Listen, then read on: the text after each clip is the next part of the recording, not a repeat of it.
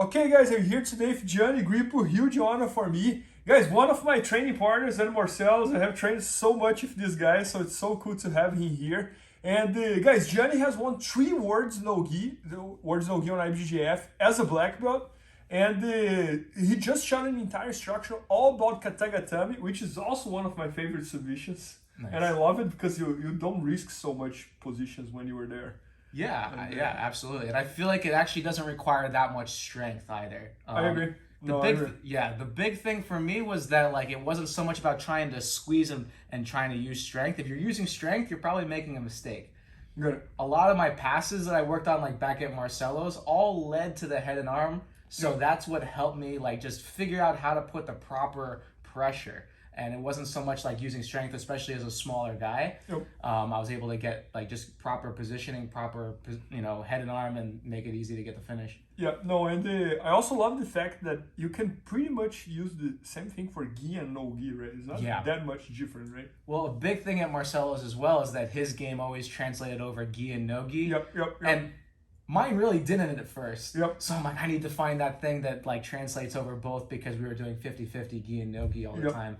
And that ended up being one thing that I was able to translate over pretty easily. So in the gi works well, obviously no gi works well, so it's a good transition. Yeah, but anyways, can you share something about that? So there's just a lot of little mistakes that people make when finishing the head and arm. So let's just face this direction. So like I say, if you find yourself squeezing the head arm or if you find yourself using strength, probably something went wrong there. So whenever I'm looking to finish the head and arm, first thing, guys, we're focusing on hand placement, all right? So always connecting palm to palm, making sure that your choking arm is palm down. I feel like I'm able to drop my weight a lot easier when I'm connecting palm to palm and my palm is facing down towards the mat, that choking arm. So when I'm here, always making sure that my hands are further towards me here. It's always bigger when it's always a little tougher when the guy has broader shoulders like Bernardo here. So I always try my best to get my hands as close to my face as possible. Sometimes it'll be a little bit harder than others, but I make it work anyway. So I'm here always connecting my hands.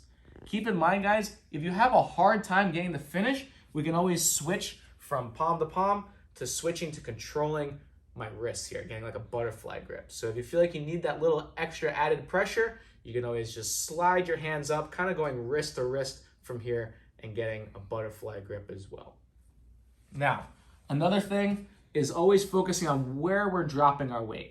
A lot of people, man, so many white belts in the beginning. I always see them looking to finish the head and arm, and when they're not getting it right away, they're driving their weight up into their partner's chin. Now, maybe a white belt will tap from that because they're not used to the situation, but a lot of experienced people are going to withstand that pressure when their partner's pressure is going into like their chin or something like that. So what I always focus on is keeping my weight back as much as I can. I even like to try to think about keeping my shoulder to my partner's chest and then focusing on just trying to drive my weight straight down through their neck and to the mat here. So the first time I just put a little bit of pressure here, making sure my head is next to Bernardo's head here, and just dropping my weight straight down. And I can get the tap from there. Yeah, man, you were holding out there. No, but one thing I noticed that you do that I always teach that when I teach the katagatame as well is like your pressure was increasing.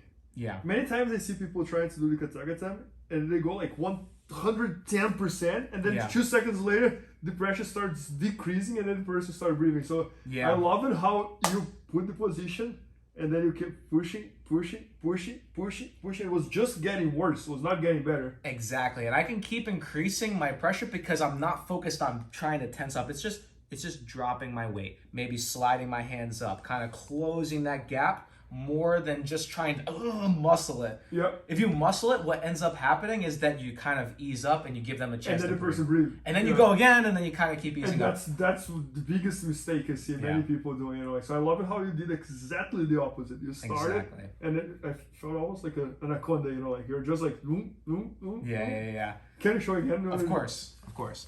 So guys, from here, I didn't emphasize it enough, making sure you're having your head make contact with their head. If my head is away from my partner's head, he can bring his arm out and to the other side, and I lose it. So I always make sure I have my head turned into his here.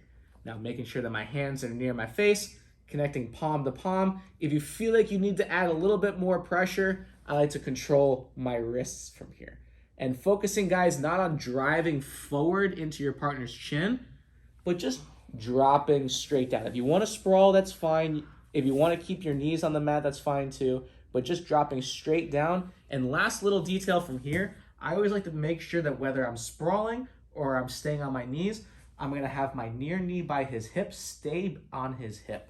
If I'm too far away here, I feel like it's easier for him to hip escape and bring a knee back in and start framing. So I always keep a knee connected to his side here, just to limit his hip movement. And then, like I say, just dropping my head straight down to the mat. And we get the tap from there. Super, super tight. Oh, John, and I love how, like, I have seen people doing like this, and I have seen people doing like this. I had never seen people doing like this. Yeah. And I feel like when I go like this, or some people kind of go rear naked choke grip, yeah. I feel like what happens is I get the blade of my wrist more to the back of the neck, where it kind of turns into a bit more of a crank. So I always feel better either here or here. Or here, okay. I guess you could go here as well, but I haven't really.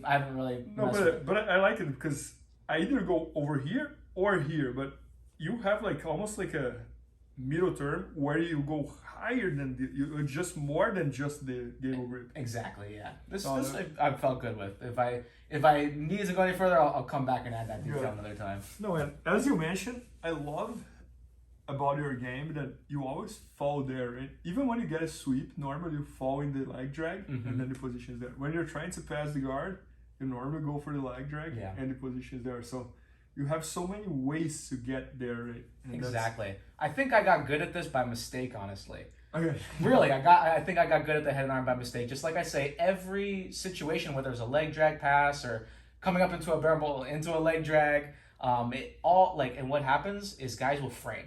Always taking advantage of our partner's frames. And you find the head and arm. Yeah. And honestly, first I just used it to get points because you get the pass once you get there. Yep. But then after a while, just putting myself in that spot over and over and over and over again, I actually got better naturally at getting the finish. Got it. No, that's awesome. Yeah, so guys, Gianni shot an entire instruction all about this move, and we were just talking. I don't think anybody has ever done an entire instruction only about katagatame yet. Well, good. So guys, make sure to check it out. It's going to be at bjjfanatics.com very soon. Maybe by the time you're watching, it's already there. So check it out and learn from Gianni. Thank you, Gianni. Thank you, Bernardo. Thank you.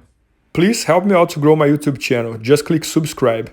And to watch more videos, just click under see more videos. I hope you enjoyed.